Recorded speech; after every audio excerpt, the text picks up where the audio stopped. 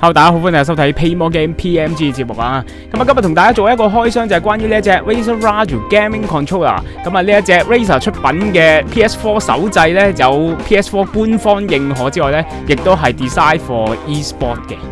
Razer Raju 設計咧係俾電競使用者使用嘅，咁所以基本上咧佢話明係電競咧，應該咧個質量咧有翻咁上下，所以今日我哋同大家睇睇究竟 Razer Raju 係咩一回事啦。包裝入邊咧包括有一個說明書啦、一支螺絲批、一個手掣嘅盒同埋一條咧網織嘅 USB 線嘅。手掣嘅防撞盒咧有拉鏈設計啦，可以將螺絲批啦、成個手掣啦同埋嗰一條專用嘅網織 USB 線咧，成個放喺袋度，大家拎出街咧就比較方便啲嘅。好，咁而家我哋咧睇一睇 Razer Raju 嘅手掣啦，基本上佢嘅手掣嘅掣面擺位咧同正常 PS4、DS4 嘅手掣咧係差唔多嘅，基本上都係一模一樣。咁唯獨是佢個賣點咧就係多咗4個 function key， 分別係上面係近住L1、R1 旁邊啦，M1、M2 就係呢兩個掣啦。跟住後邊咧，如果大家揸住個手嘅把位咧擺喺後邊咧，佢就會多咗2個掣，就係 M3、M4。咁呢4個掣咧，其實都可以咧，你去自己設定係咩掣都得嘅。例如如果你玩槍 game 咧，佢特登做到一個位咧，我咁樣揸俾大家睇啦。咁好似開槍嘅動作啦。咁呢個掣可以如果你嘅 game 係 R2 嚟做開槍嘅，咁你就可以 set 咗係用呢個掣，咁呢2個掣咧，其實咧仲可以有啲玩法嘅喎。咁咧就係咧可以將呢個掣咧拆開佢。咁我而家試一次俾大家睇下。咁咧佢原廠咧就跟咗一支星字批，咁咧大家只可以用呢隻星字批咧，咁就喺呢度可以扭開佢嘅。好啦，扭鬆咗之後咧，呢度可以一巴起咧，就可以除咗個掣出嚟啦。好啦，除咗呢個掣之後咧，大家會見到呢度咧 M4 但係唔係呢個先係掣喎，下邊嗰個先係掣喎。咁你又可以咧變咗呢度咧有一個選擇，咁可以呢度撳咯。咁當然我覺得咧就，如果你玩一啲RPG 比較靜態啲嘅 game 咧，咁你拆咗呢個掣都可以嘅。但係如果你係好似玩槍 game FPS 嗰啲 game 嘅話咧，咁我覺得你裝翻呢啲就得。咁呢邊我唔拆啦，一樣嘅啫，兩邊。總之如果你拆咗佢，即係如果你或者根本你就唔用呢2個掣，你2個拆晒，咁你揸上嚟咧就唔會有個掣頂住自己咯。除咗呢個M3、M4 掣咧，呢個 multi-function 嘅掣咧可以拆咗落嚟咧。咁其中佢仲有一個賣點咧，就係呢度有2個 trigger 掣嘅。咁咧佢叫做 Hair Trigger Mode 啊，咁係咩一觸即發模式啊？如果你係去用中文解釋嘅話，喺我個 trigger 未開嘅時候咧，呢個掣咧係可以撳晒落去嘅。咁即係話代表咧，你撳晒落去咧，先係 trigger 到嗰個掣啊。咁但係當你踢着咗佢嘅時候咧，咁基本上將個掣面撳落去嗰個幅度咧，如果由 100% 咁樣計咧，我覺得咧係縮短咗 70%， 變咗要撳 30% 啫。OK， 咁即係話咧，你係撳短咗嘅。撳短咗，究竟個力度有冇唔同咧？一陣我哋落電腦度試。咁我只係話俾大家聽咧，呢2個掣咧，只要開着咗嘅話咧，就可以由呢個幅度撳落去，變成短咗啦。OK， 另外其實咧，佢哋正方啊、三角啊、圓圈啊、交叉呢啲掣面咧，如果相對比普通嘅 PS4 嘅手掣咧，佢見到係扁好多嘅。好，大家會見到咧，其實咧佢哋嘅掣面咧係比較扁好多，亦即係代表咧你撳一個掣落去咧所花嘅時間咧，理論上咧 Razer Raju 咧係由撳落去彈翻上嚟，你個 touching 咧係會快過正常嘅手掣嘅。除咗呢幾樣嘢咧，十字掣咧，我覺得咧就比較硬嘅，反而咧傳統 PS 嘅手掣咧個十字掣咧，可能自己慣咗，呢度就比較靈活啲。至於個 Analog 個冬菇掣咧，就大家感覺就不相伯仲啦，因為反正大家都可以買一啲橡膠嚟換咗呢個膠塞呢個位，就呢2個掣我覺得冇乜分別，剩翻嘅就係比較 R1、L1 嗰啲掣啦。咁又係啦，如果平時你用 PS 嘅手掣咧，基本上撳落去咧，嗰個 trigger time 咧，又係會比起 Razer Raju 咧，佢會長啲。呢隻咧就相反咧就好短嘅。加上如果你個R1、L1 掣係 set 咗喺呢一啲 M1、M2 掣嘅話咧，其實咧會撳得更加快。咁最後咧就係佢有4個 function key 啦，包括咧就係個 speaker 啦，即係因為佢呢度可以咧同傳統嘅PS4 嘅手掣 DS4 咧基本上係一樣嘅，就係可以吉個耳塞落去，咁所以佢可以較大細聲，只要撳住呢個撳上下咧，其實佢就係一個 volume control。咁呢度有個咪嘅 mute 掣啦，咁啊即係如果你想支咪咧搞靜音就係呢個。咁呢度咧就係一個 profile 嘅轉換掣嚟嘅，咁因為佢可以咧呢個手掣咧可以 set 兩個 profile， 即係代表咧例如我個 profile 1咧 M1 M2 掣咧係等於 L1 R2 嘅，咁啊如果係 profile 2咧M1 M2 掣可能就係 L1 R1 咁樣冇所謂嘅，咁佢可以就係兩個 profile 有個轉換掣，而呢一個咧就係個profile， 即係你要入鍵嘅時候，即係例如你想 set M2 掣係咩，就會用到呢一個掣啦。呢個就係一個 setting 嘅掣。咁基本上 Razer Radio 嘅手掣就係咁啦。好，咁我而家咧就插着咗電咧，大家會見到咧呢度就有一個 profile， 咁啊 profile 1、2 ，OK profile 1、2，咁就係呢個轉換掣啦。跟住我哋比較下咧 Razer Radio 同埋 PS4 手掣嘅重量。傳統嘅 PS4 手掣咧就217.6 gram 嘅，而 Razer Radio 嘅手掣咧就係291.3，咁手掣咧相對起比PS4 原裝嘅手掣咧就比較重啲。其實揸上手咧，大家都會感覺咧係會比較重手啲，所以如果玩得耐啲咧，可能會有啲攰。佢唯獨是咧就係做咗一個比較好嘅橡筋嘅 grab 面，咁可能咧就幫助大家減下壓力嘅啫。然後我哋即刻咧落電腦咧去試一試，究竟呢一啲嘅掣係咪真係咧 trigger 嘅 timing 咧係比傳統 PS4 嘅手掣咧為短嘅。好啦，咁而家我哋插咗個電腦啦，咁呢個 Razer Radio 嘅手掣咧係有線嘅手掣嚟嘅，所以係一定要插條 USB 線落去啦。咁而家咧我會用咗 Windows 嘅手掣去試一試嗰個 R2L2 個掣嘅。嗱，基本上撳其他掣咧咁已經有晒反應啦。嗱，而家我嘅 R2L2 呢個掣咧係未開呢個 trigger mode 嘅，咁所以咧基本上要成個掣撳晒落去，咁所以咁會見到啦，個 bar 咧個 Y 旋轉嗰行咧撳晒落去，咁佢先會着晒落去嘅。但係如果我開咗呢個 trigger mode 嘅話咧，好啦，咁我只係需要咧撳少少咧，佢就有反應啦，見唔見啊？撳少少落去，咁但係咦，你會見到咧嗰個 XY 旋轉嗰邊咧，即係話咦佢冇撳到落底嘅，咁其實佢仲有一個 function 嘅就係我撳住呢一個嘅setting key， 然後撳住個例如 R2 啊，然後我再撳交叉，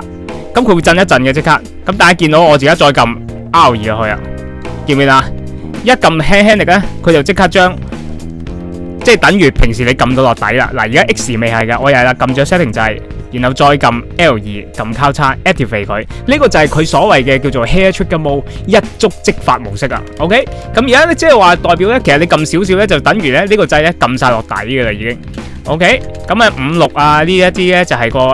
L1 R1 掣 ，OK， 咁正常。咁一陣我會再用 program 去試呢啲掣同舊嘅 PS4 去比較嘅。咁即係話如果你一咁樣撳落去咧，嗰個時間咧就即刻頓時間係短咗好多。咁當然我又可以撳住呢個 trigger mode 熄翻咗佢嗰個，其實佢等於將個掣咧 lock 頂咗少少，令大家唔使撳晒落去。如果你開翻咧，咁就要撳晒落去先會到底啦。咁所以呢個 trigger mode 咧，就睇下大家喺打 game 嘅時候有冇需要用到啦，呢個 hair trigger mode。好，咁睇翻 PS4 原裝嘅手掣 L2 R2 需要撳晒落去先會 trigger 到個掣，所以如果比較起 Razer Radio 嚟講咧，你撳落去嘅時間咧需要比 Razer Radio 更加長啦。咁呢個就係原裝手掣嘅表現程度啦。好啦，咁我哋咧就會測試下呢兩個手掣咧嘅按鍵嘅表現能力啊，咁咧就我喺個 Excel 度咧就寫咗個 program， 咁我只要需要撳一下 reset 掣咧，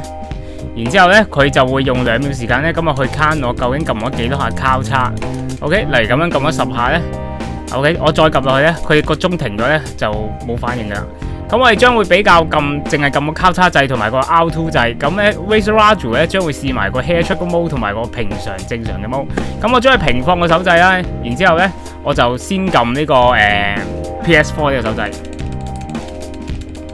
OK， 咁第一次咧係13，跟住我哋測試咧就用 Razer Radio 嘅手掣啦。咁係17。好，咁跟住去翻 PS4 嘅手掣啦，15，然之後咧我哋就試 Razer Radio 嘅手掣啦，20，再試翻 PS4 嘅手掣，11，住 Razer Roger 嘅手掣18，好，跟住就 PS4 嘅手掣13，然後再到 Razer Roger 嘅手掣，哇！你今次撳咗最多21下。好，跟住然後咧，再去翻呢一個 PS4 嘅手掣14，基本上最好成績就係15下，大約 around 都係10幾。好，跟住 Razer Roger 15，咁樣 Razer Roger 嘅手掣咧撳交叉咧，似乎嗰個回彈力咧，其實確實係好撳啲嘅，因為咧佢撳落去同彈上嚟嘅時間短啦，亦都嗰個距離亦都比較短，咁啊所以咧Razer Roger 喺呢個表現嘅呢個回合咧就係 Razer Roger 贏。然後我哋試下 R2 嘅手掣啦，咁咧我會要喺 Razer Roger 咧先試呢個 hair trigger mode， 咁就係咁樣撳，淨係撳呢個 R2 掣啫。咁我哋又係由PS4 嘅手掣先，咁我就會用平時揸手掣嘅姿勢，然後撳 R2 嘅。8次，好，跟住我哋咧試 Razer Roger 開咗 hair trigger mode 嘅 ，OK 嚟啦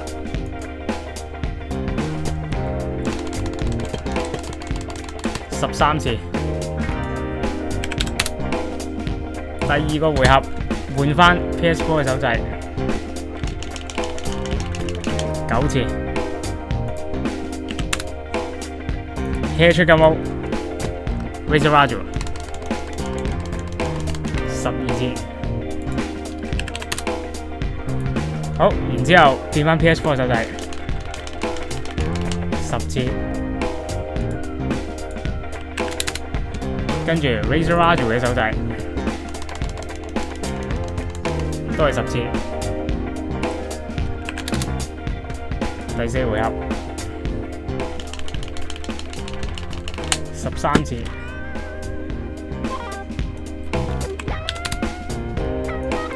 跟住 Razer Roger 嘅手掣14次，好，跟住到 PS4 嘅手掣14次，最後一個回合啦 ，Razer Roger 嘅手掣都係14次，好，咁咧就。Razer Roger 嘅手掣今次咧就係平均就係12.6，咁咧就PS4 嗰個咧就10.8，跟住我而家咧就會熄翻晒嗰個hair trigger mode， 然後咧齋試一次，淨係撳 R2 嘅手掣啫。好，咁啊 Razer Roger 第一回合13。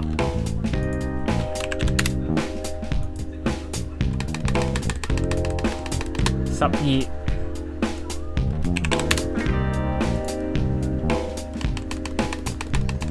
9，第三次真係每一次撳都係低啲嘅喎。好，跟住第4次15，最後啦11。好啦，咁咧就。根據呢個成績咁樣去比較咧，就 Razer Roger 似乎咧每一次按鍵咧嗰個速度咧都係比正常 PS4 嘅手掣係快嘅。咁咧呢一個就作為一個數據，大家參考下啦。咁佢嘅5個回合都係我撳嘅啫。咁啊呢個只係純粹係我自己對我自己嘅分析數據嚟嘅。咁啊，今次 Razer Roger 手掣嘅開箱加比較分析咧就嚟到呢度，咁啊做個少少嘅總結啦。Razer Roger 始終咧都係針對電競選手嘅一個手掣，咁即係話基本上咧，如果你對手掣嘅要求度咧係高嘅話咧，咁我相信呢一個手掣咧先會滿足到你啦。始終呢一個手掣並唔係一個無線手掣，係有線手掣。咁好多朋友咧用開即係由 PS3 開始玩開咧，都已經係無線手掣，俾條線困住你，可能你自己都唔慣。咁啊，電競選手要求冇延遲冇 delay 嘅按鍵咧，咁 Razer 設計用翻有線咧，亦都可以理解嘅。價錢香港大約賣緊1200蚊，咁啊，其實個價錢亦都係相當之貴嘅，基本上等於3隻 PS4 嘅手掣價錢。不過呢一隻 Razer Raju 嘅手掣咧，我試過插落去電腦咧，甚至係我成日介紹人哋玩嘅 VCalBox 咧，即係 Raspberry Pi 咧，亦都係 support 到嘅。咁啊，所以呢隻手掣咧個用途咧唔止係 PS4 嘅。話明係電競手掣，咁喺 PS4 咧，其實關於電競嘅項目咧，其實都離唔開類似咧 Call of Duty 嘅一啲 FPS 嘅 game 啦，或者一啲嘅運動 game。我自己喺我嘅遊戲直播度咧，我係試過用呢一個手掣咧去玩 FIFA 17。咁啊，但係槍 game 咧，我暫時咧未試過。咁啊，嚟緊我都會試嘅。例如我會揾翻啲 Uncharted 啊，呢一啲射擊類型嘅 game 咧去試一試，究竟呢一隻手掣會唔會係真係適用於喺呢一啲嘅射擊遊戲度？所以大家要密切留意 Paymore Game 嘅頻道啦。如果大家中意呢條片嘅話，記得 subscribe 我 channel 啦 ，like 過呢條片啦 ，like 埋我 Facebook page。咁啊，下次有新片咧，大家第一時間可以知道啦。咁啊，今日多謝大家收看呢一條片，下次再同大家見面，拜拜。